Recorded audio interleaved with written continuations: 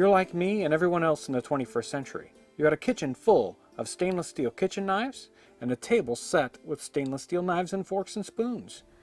People in the 18th century didn't have that kind of option. All their knives were carbon steel, and all the knives we sell at James Townsend and Son are standard carbon steel, not stainless steel. They will rust. In fact, I guarantee them to rust. But let's find out how to take care of these knives. A lot of our knives come in plastic, and they have kind of a gooey coating of oil, kind of grease on the outside of them.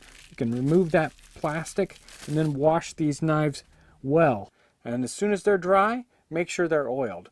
One of the good things to have around in your storage container where you put your knives and forks away is to have a nice little oily rag.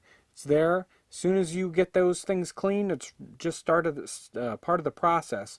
You wash them off, you dry them, then you get out the little oily rag and you make sure to wipe everything down so it's got a nice thin coating of oil on them when you put them away. Typically, there's two different kinds of oils you use to wipe down these knife blades with. You can either use vegetable oil, or if you get a chance and you can find some mineral oil, that's even better.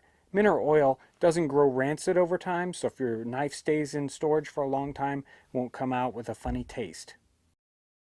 So what do you do when you get a brand new shiny knife like this? Oh, it looks like stainless steel. It came right out of the factory. It's all coated with oil and got a plastic coating on it. You say, wow, I want this to look like an 18th century knife. What do I do? Well, I recommend first you go outside, you take this knife and you jam it into the ground 4 or 5 times, and then you leave it out in the rain. And probably about a week, maybe 2 weeks, you want to make sure that you don't want to touch it. You just want to leave it out there in the lawn, just like you were a little kid and you forgot it. Come back to this knife and it'll look a lot like this one. It's got some nice rust on it, a little heavy pitting down here at the bottom, and a nice light coating of rust everywhere else. Now it's starting to really look good. You can go at it with some sandpaper till you take off the heaviest rust, and then attack it with a little fine steel wool. That'll leave it with a kind of satiny, kind of messed up finish. And for the finish up, you want to use some Neverdull.